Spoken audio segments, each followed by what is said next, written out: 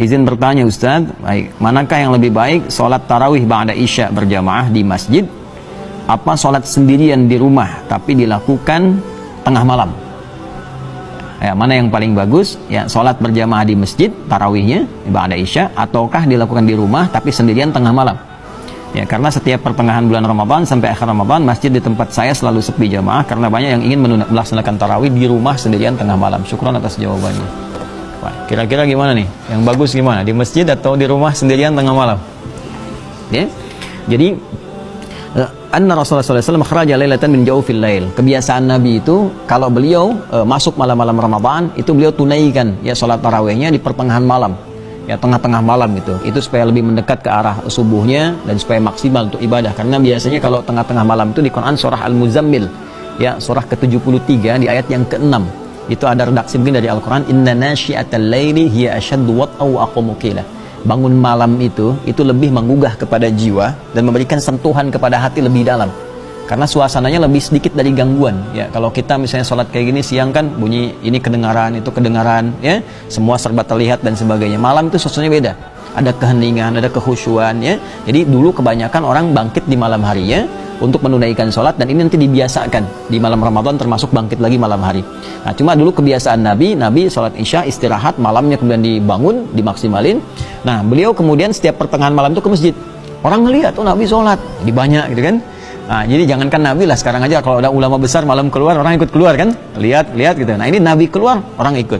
Malam kedua lebih banyak, bahkan infonya itu nyebar langsung. Padahal belum ada yang seperti sekarang gitu kan, media sosial dan sebagainya itu ke kabilah lain datang, suku yang lain ikut datang ke masjid, sehingga malam ketiga itu masjid sudah nggak nampung. Di sini nggak disebutkan ajazal masjid an ahlihi, jadi masjidnya sudah nggak mampu nampung lagi, orang banyak keluar. Maka Nabi kemudian hari malam keempatnya nggak keluar, memutuskan dalam rumah saja. Ya, kemudian orang-orang udah nunggu, udah rame. Bahkan nanti di riwayat lain ada yang ngasih tanda ke Nabi dengan melemparkan kerikil-kerikil gitu ya.